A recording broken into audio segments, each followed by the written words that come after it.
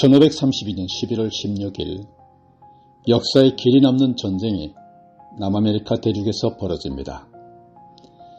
스페인 군대 168명과 페루 원주민 군대 8만 명이 격돌합니다. 다시 확인합니다.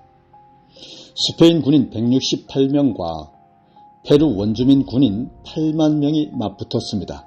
누가 이겼을까요?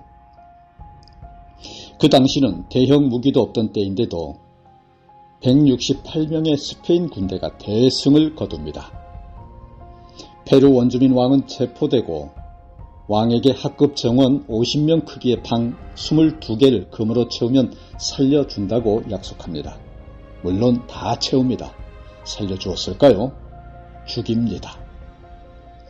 상세히 다 말씀드릴 수는 없고 전투가 시작되는 장면만 말씀드립니다. 먼저 스페인 부대장은 가톨릭 신부를 원주민 왕에게 보냅니다. 왕은 수만 명의 자기 군대의 보호를 받고 있었습니다. 신부의 한 손에는 십자가, 다른 한 손에는 성경책이 들려져 있었습니다. 신부는 원주민 왕에게 말합니다. 나는 하나님의 제사장이다. 나는 기독교인들에게 하나님의 말씀을 가르친다. 이처럼 너에게도 가르치러 왔다. 내가 가르치는 것은 바로 이 책에 있다. 하나님을 받아들이고 기독교인들의 친구가 되어라. 이것이 하나님의 뜻이다. 이것이 당신이 살 길이다. 그리고 성경을 내줍니다. 물론 왕은 성경을 내던져 버립니다. 이때 신부는 돌아와서 군인들에게 말합니다. 나오라, 나오라.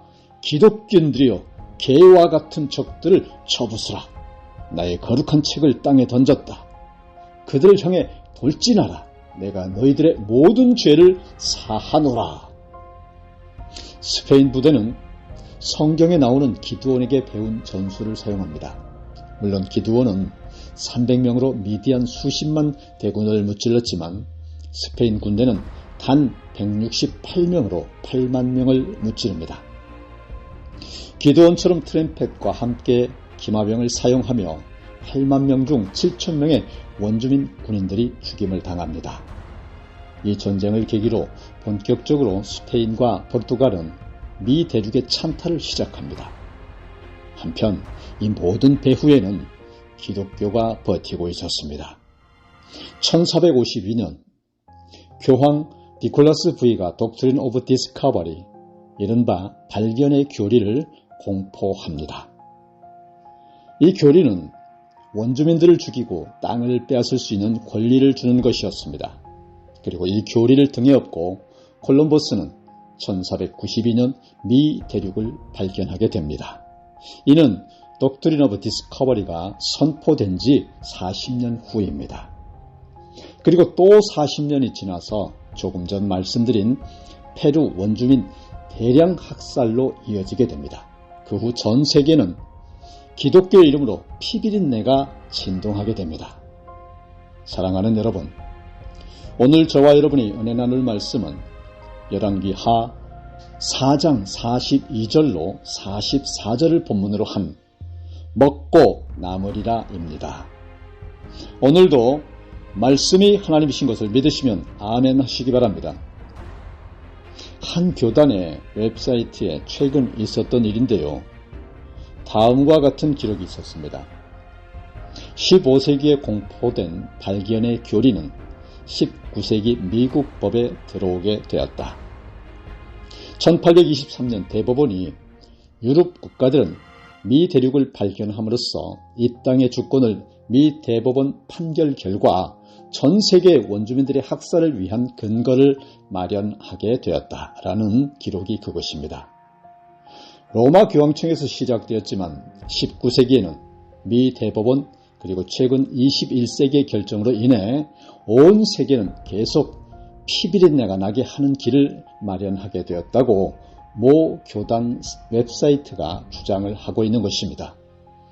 그 교단이 이런 글을 올려놓을 수 있었던 계기도 또한 있는 걸로 알려졌습니다. 2016년도 총회에서 노회 총대로 진행된 이 총회에서 그 교단은 비로소 발견의 교리는 잘못된 교리라고 선언한 결정을 내렸다고 하는데요. 이는 불과 7년 전 일입니다. 그러면 여러분 궁금하시죠? 다른 교단은 언제 어떻게 했을까? 메인라인 교단 중 제일 먼저는 2009년 성공회가 앞장섭니다. 그리고 2013년에 회중교회인 UCC, 유나이티드 처치 오브 크라이스트죠. 그리고 2016년도에 루터란 교회와 2018년 UMC 연합감리교가 동참합니다. 아쉬운 건 보수 교단에서는 아직 한 교단도 동참하고 있지 않다는 거죠. 그런데 여러분 부끄러운 것은 교회보다 이런 것에는 세상이 항상 더 앞장서 나간다는 것입니다. 대표적으로 유엔은 2007년 이 교리를 반박하는 성명을 냅니다. 물론 또 아쉬운 것은 이때 미국이나 호주, 캐나다, 뉴질랜드 등 원주민이 많이 사는 나라는 동참하지 않았습니다. 그러다 후에는 결국 다 동참했다고는 합니다. 그런데 여러분 한 가지 궁금한 생각이 드시죠? 이 교리를 시작한 천주교는 어떻게 되었을까 하는 거예요. 다행히 올해 3월 30일 곧 571년 만에 로마 교황청은 이 교리를 철회합니다. 드디어 무고한 수많은 사람들의 생명을 빼앗아갔고 또한 수많은 사람들을 노예로 삼게 만든 이 교리가 공식적으로 역사 속에 사라진 것입니다. 그렇다고 이미 흘린 피와 또 지금도 계속되는 인종차별로 인한 상처와 아픔은 아직 완전히 사라진 건 아닙니다. 사실 지금도 우리가 사는 지구촌 곳곳에는 인종차별의 부조리가 뿌리 깊게 내려진 것도 바로 이 교리로 인한 것입니다.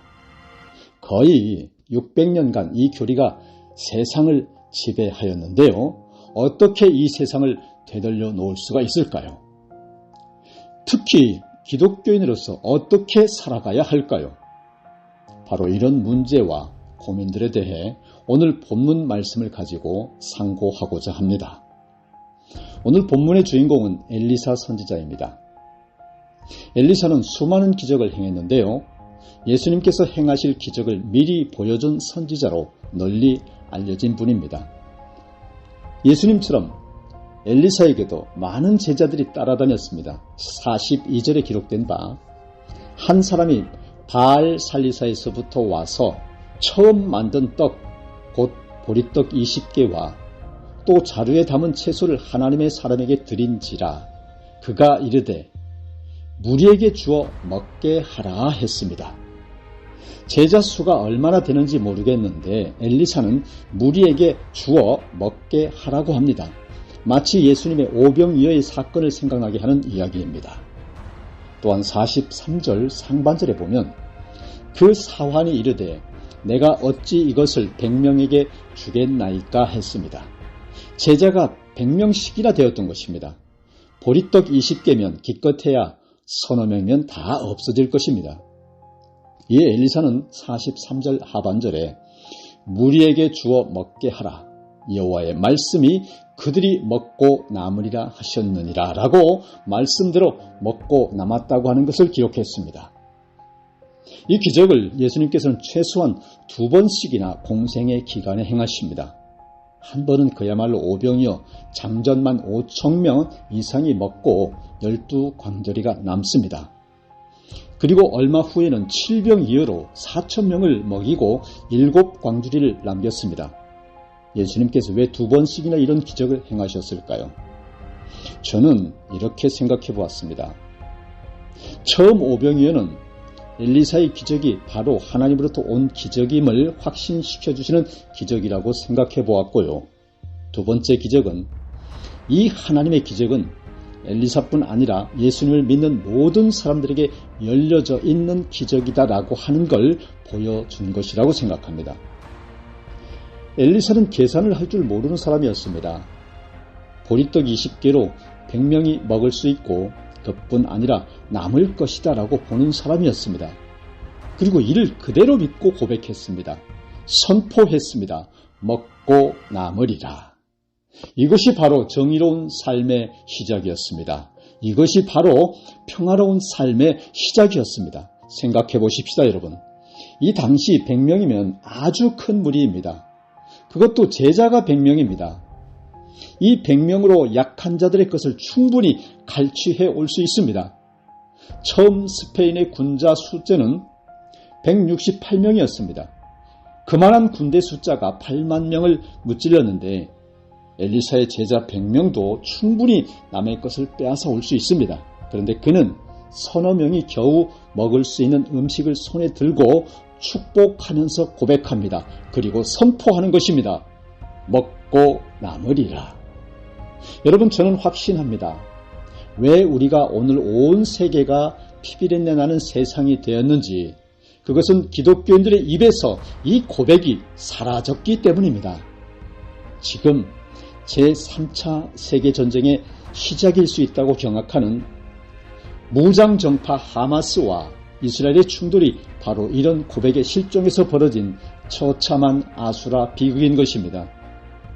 수천 명이 죽고 도시 전체가 지옥이 된 끝을 알 수 없는 살육전이 중동 전역을 불바다로 만들고 있습니다.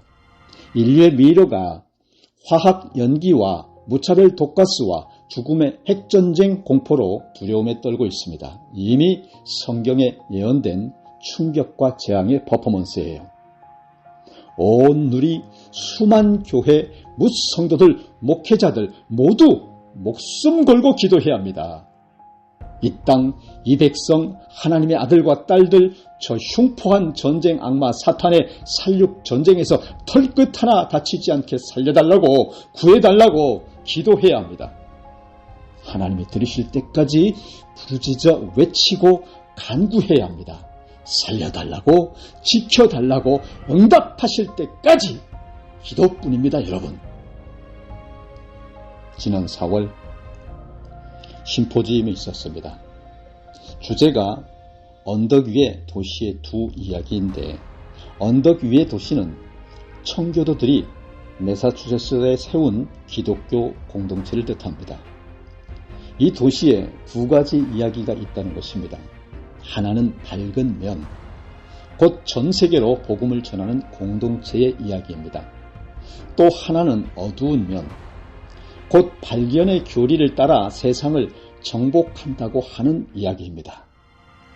특히 미국 선교사 사진전을 통해서 밝은 이야기를 소개하였고, 늘 로비를 지날 때마다 희생적으로 저희 민족을 섬긴 선교사님들에게 감사의 마음을 되새기곤 하는 행사들이었습니다. 이들은 가난한 조선 땅에 와서 먹고 남으리라를 외친 분들입니다. 그런데 다음의 글은 두 번째 이야기를 보여줍니다. 어두운 면입니다. 1920년 일본인 이민교회를 섬겼던 후쿠시마 목사님의 글입니다. 우리가 선교사들을 통해 배운 종교가 미국을 대표하지 않는다는 것은 이민배제법 안에서 명백해졌다. 이제 우리는 미국의 심장에 있는 정신이라는 자유, 정의, 평등이 이 나라에 존재하지 않는다는 것을 안다. 내가 미국에 오기 전 나는 이곳이 에덴 동산이고 낙원이라고 생각했다. 그러나 내가 목도한 기독교 미국은 내가 가지고 있던 모든 이상을 모조리 깨뜨렸다. 미국적 삶과 이상, 생활 방식에 적응하고 동화하려고 노력하는 일본인들의 면전에 미국인들은 일본인 차별법들을 통과시켰다. 이제 우리는 미국의 정의란 게 남아있는지 의문스러울 정도이다 라고 하는 다분히 뜨악한 내용의 글입니다. 여러분, 이 일본인 목사님은 일본에 온 선교사들을 통해 먹고 남으리라의 노래를 듣고 왔는데, 와보니 그 노래는 온데간데 없고 이 넓은 땅에서 도리어 없다, 좁다, 나가라의 함성만 들었다고 하는 것입니다. 그런데 이 노래의 시작은 사실 언덕 위의 도시가 아니라 1452년 로마 교황청에서부터 시작된 것입니다. 교황청은 사기들 수하에 있는 제자들을 무기로 삼았습니다. 그리고 발견의 교리를 선포한 것입니다. 너희가 어디를 가서 땅을 차지하면 그것은 모두 너희 것이 된다. 이 모든 것을 예견하신 예수님께서는 어쩔 수 없이 한 번이 아니라 두 번 오병이어의 사건을 펼치신 것입니다. 우리 모두에게 엘리사의 고백의 주인공이 되기를 원하신 것입니다. 남의 것을 빼앗는 것이 아니라 자기의 것을 수백 배로 만들어주는 자가 되기를 원하신 것입니다. 할렐루야! 이때 여러분 필요한 것이 고백입니다. 믿고 행하는 선언인 것입니다. 먹고 남으리라. 이럴 때 비로소 평화가 찾아옵니다. 이럴 때 비로소 기적이 일어납니다. 바로 이 고백과 선포와 기적의 주인공으로 살았던 한 분이 있습니다. 사도 바울입니다. 디모데전서 6장 7절로 8절에 우리가 세상에 아무것도 가지고 온 것이 없으며 또한 아무것도 가지고 가지 못하리니 우리가 먹을 것과 입을 것이 있은즉 족한 줄로 알 것이니라 했습니다. 허 사도 바울은 감옥에 간간히 들어오는 음식과 친지들이 보내주는 선물들을 보면서 이렇게 고백한 건 아닐까요? 먹고 남으리라. 다시 일본 목사님의 이야기로 돌아갑니다. 그분이 후에 어떤 결단을 내렸는지는 알 수 없습니다. 그에게는 두 가지 길이 주어졌을 것입니다. 일본으로 다시 돌아갔던지 아니면 이곳에 그대로 남았던지. 만일 그가 미국 땅에 남아서 사도 바울의 삶을 본받았다고 한다면 어떠했을까요? 발견의 교리로 인해 깊은 상처 가운데 있는 일본인들과 또한 일본인들을 상처주는 백인들에게 아름다운 치료의 향기를 발산하는 은혜의 사도가 되지 않았을까요? 이를 위해 하나님께서는 일본 목사님을 미국 땅에 보내신 건 남의 것을 빼앗는 것이 아니라 자기의 것을 수백 배로 만들어주는 자가 되기를 원하신 것입니다. 아닐까요? 여러분, 이것이 또한 우리 한국의 선교사님들을 미국 땅으로 보내신 이유가 아닐까요? 먹고 남으리라. 저는 여러분 감히 이런 생각을 해봅니다. 일본 목사님과 교인들이 숨어서 이런 고백을 했더라면 20년 후 세계 2차 대전도 아마 일어나지 않았을지도 모른다라고요. 마틴 루터 킹 목사님의 유명한 말이 있습니다. 우주의 윤리적 포물선은 길지만 그 방향은 정의 쪽으로 굽어 있습니다. 오늘 저와 여러분, 우리가 골방에서 목이 터져라 외치는 고백이 세상 역사의 곡선을 정의 쪽으로 바꾸고 있을지도 모릅니다. 먹고 남으리라. 오늘 말씀을 정리하겠습니다. 존 노맨의 인보케이션, 기원이라는 시의 마지막 문장입니다. 우리의 말은 우리의 숨결을 타고 날아가는 깃털, 그것이 거룩한 방향으로 흘러가게 하소서. 사랑하는 여러분, 믿는 우리들 손에 두 가지가 들려져 있습니다. 십자가와 성경. 주님은 우리들 입에서 나오는 말이 거룩한 방향으로 흘러가게 될 것을 바라고 계실 것입니다. 우리들의 손에 들려진 십자가와 성경이 이 고백을 만날 때 온 세상에는 분명 평화가 다시 찾아올 것입니다. 오늘 예수님 앞에 고백하십시오. 그리고 믿고 선포하십시오. 먹고 남으리라. 다 같이 기도하시겠습니다. 거룩하시고 은혜와 사랑에 충만하신 만군의 여호와 하나님 아버지, 오늘 주신 말씀, 그가 그들 앞에 주었더니 여호와께서 말씀하신 대로 먹고 남았더라 하신 말씀 믿고 고백합니다. 믿고 선포합니다. 먹고 남으리라.